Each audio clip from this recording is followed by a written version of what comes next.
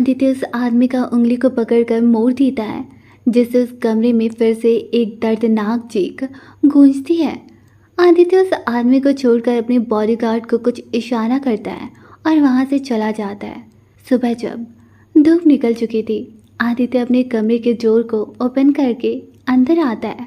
वह काफ़ी शांत सा कमरे की तरफ बढ़ने लगता है कि तभी उसकी नज़र बेड के नीचे बैठकर सो रही काव्या पर जाती है।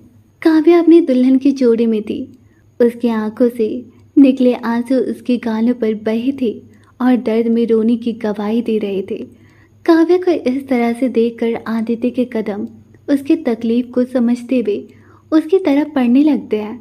आदित्य काव्या के थोड़ी पास जाकर उसे बड़ी गौर से देखने लगता है। इतनी मायूसी शायद ही उसने किसी के चेहरे पर देखा हो। आदित्य थोड़ी देर तक काव्या को देखता रहा, लेकिन फिर उसने काव्या को हाथ बढ़ाकर जगाना चाहा, लेकिन फिर अपने हाथ हवा में रोक दिए और आदित्य 2 कदम पीछे हो गया। आदित्य काफ़ी हद तक अपने कदम पीछे हटा लेता है, फिर अपना सर झटकते हुए कबर्ड से कपड़े निकाल कर वॉशरूम में चला जाता है। दरवाजे की आवाज़ से काव्या की आंखें खुल जाती है। वह अपने दर्द से उठकर अपनी आंखें थोड़ा मसलते हुए पूरे कमरे को देखने लगती है। एक अलग जगह खुद को देखकर एक पल के लिए वो घबरा जाती है, लेकिन जैसे ही उसे बीती रात की सारी यादें याद आती है तो एक नया दर्द जन्म ले लेता है। काव्या बेड के सहारे धीरे से खड़ी हो जाती है। उसे वॉशरूम से पानी गिरने की आवाज़ आने लगती है तो वह एक नज़र वॉशरूम की तरफ देखती है और बालकनी की तरफ अपने कदम बढ़ा देती है। काव्या खिड़कियों से पर्दे हटाकर खिड़की खोलती है। उसके साथ ही वह बालकनी की दरवाज़ा भी खोलती है। सूरज की किरणें अंदर आ जाती है। काव्या बालकनी में खड़ी अपने सामने का नज़ारा देखने लगती है। बाहर बहुत बड़ा गार्डन था जिसको शादी के लिए खूबसूरत तरीके से सजाया गया था। रात के वक्त वह गार्डन जितना खूबसूरत लग रहा था, वह सुबह हरियाली की वजह से और भी ज़्यादा खूबसूरत लग रहा था। काव्या अपनी समुद्र जैसी गहरी आंखों से गार्डन के हर एक चीज़ों को कैमरे की तरह अपनी आंखों में कैद कर रही थी। वह एक टक बड़े ही ध्यान से उन नज़ारों को देखे जा रही थी। फिर कुछ सोचते हुए काव्या मुड़कर कमरे के अंदर जाने के लिए कदम बढ़ाने लगती है। कमरे में आते ही काव्या की नज़रें आईने के सामने खड़े अपने बाल को सेट कर रहे आदित्य पर पड़ती है। आदित्य बिल्कुल शांत सा अपना ध्यान बाल को सेट करने में लगाया हुआ था। काव्या की नज़रें तो उस पर से जैसे हट ही नहीं रहा था। वह काफ़ी देर तक एक जगह पर खड़ी होकर आदित्य को जी भर कर देखने लगती है। काव्या बिल्कुल गुमसुम सी हो गई हो कि तभी आदित्य के एक फ़ोन कॉल से काव्या होश में आती है और बिना आदित्य की तरफ देखे वॉशरूम में चली जाती है। आदित्य वॉशरूम की तरफ देखकर कॉल पर बात करके कट कर देता है और अपना बैग लेकर कमरे से निकलता है कि अचानक से रूहानी एक थाल में लाल रंग की साड़ी, सिंदूर और कुछ गहने लिए पहुंच जाती है। रूहानी हकलाते हुए कहती है, भाई मैं वो भाभी के लिए लाई थी। आदित्य काफ़ी शांत सा बस रूहानी को देखे जा रहा था। रूहानी आदित्य को देखती है तो आदित्य उसे काफ़ी अजीब नज़रों से देख रहा होता है। रूहानी को कुछ सूझता नहीं है, इसलिए वह तुरंत बोलती है, भाई वो दादी ने ये साड़ी आपके लिए भेजी है, उन्होंने कहा है आप जल्दी से तैयार होकर आ जाइए। रूहानी को तो खुद समझ नहीं आ रहा था कि वह क्या बोल रही है। आदित्य उसकी बकवास से भरी बातें सुनकर साइड से निकल जाता है।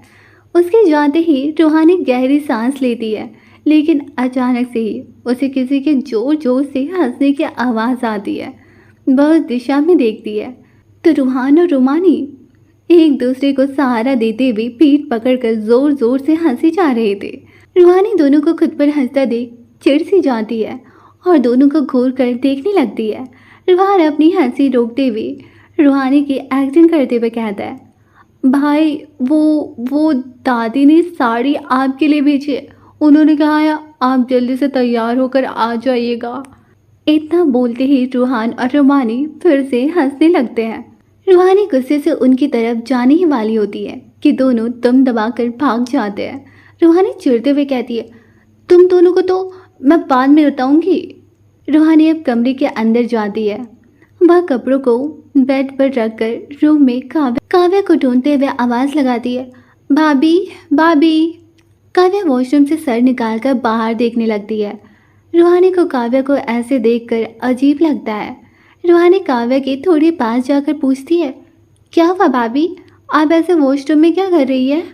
काव्या रूहानी से नज़र चुराते हुए काफ़ी हिचकिचाहट में कहती है, वो मैं कपड़े। रूहानी अपने सर पर टिपली मारते हुए कहती है, ओह सॉरी भाभी, मैं अभी आई। रूहानी बेड से लाल रंग की साड़ी उठाती है और वॉशरूम की तरफ बढ़ जाती है। रूहानी कपड़े देते हुए कहती है, ये लीजिए भाभी, ये दादी ने आपके लिए भेजी है और मैंने बेड पर सारा सामान रख दिया है, आप तैयार होकर जल्दी से आ जाइएगा। काव्या हाँ में सिर हिलाते हुए वॉशरूम का दरवाज़ा बंद कर देती है। रूहानी कमरे से बाहर आकर हॉल में शांति से बैठ रूहान और रुमानी की तरफ बढ़ जाती है। दोनों ही टीवी देखने में इतने खो से गए थे कि उन्हें पता ही नहीं चला कि कब रूहानी उनके सामने आ गई। रूहानी दोनों का कान पकड़ते हुए कहती है, तुम दोनों को बहुत हंसी आ रही थी ना? रूहानी अपनी कान चुराते हुए कहती है, दीदी दी छोड़ दो ना, दर्द हो रहा है। रूहानी कान को मोड़ते हुए कहती है, तभी तो बहुत मज़ा आ रहा था ना, अब क्या हुआ, हंसो।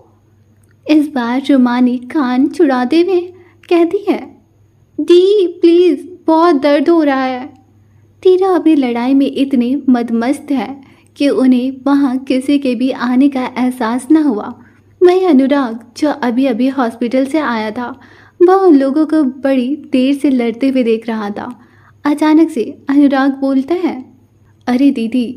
दीदी सुनकर तुरंत तीनों एक दूसरे से अलग होकर इधर उधर देखने लगते हैं, लेकिन वहाँ कोई नहीं होता सिवाय अनुराग के।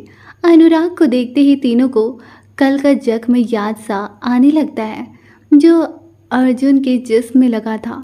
तीनों में से कोई कुछ बोल पाता उससे पहले ही विशाखा हड़बड़ाते हुए आकर पूछती है, अनुराग आप यहाँ क्यों आए?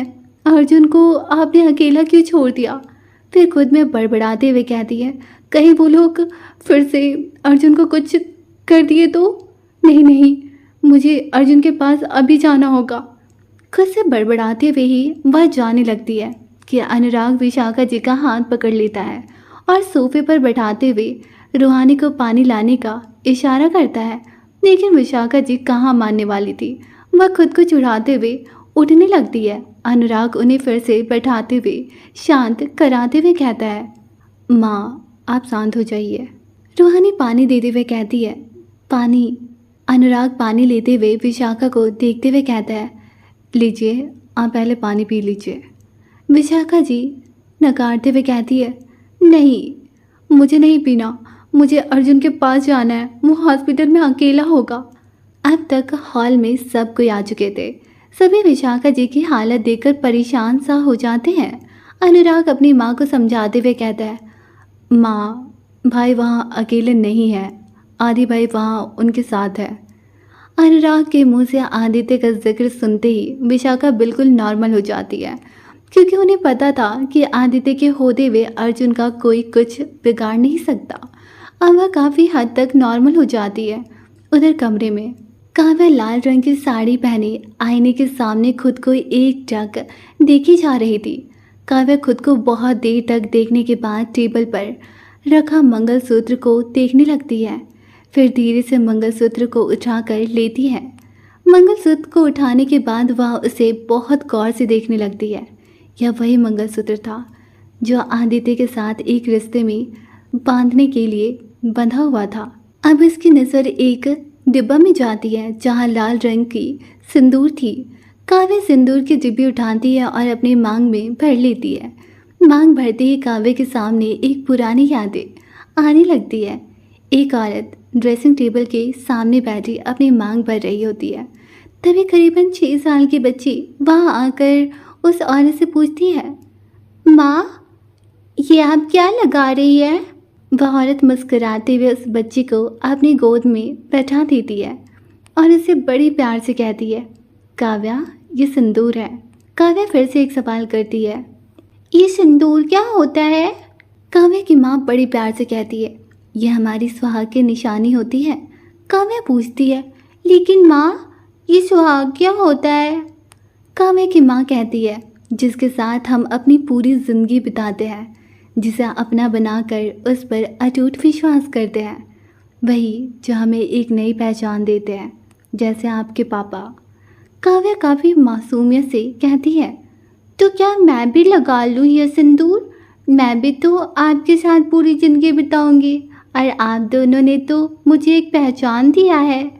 काव्या की माँ हंसते हुए कहती है, काव्या ये लगाने का हक सिर्फ आपके जीवन साथी को है।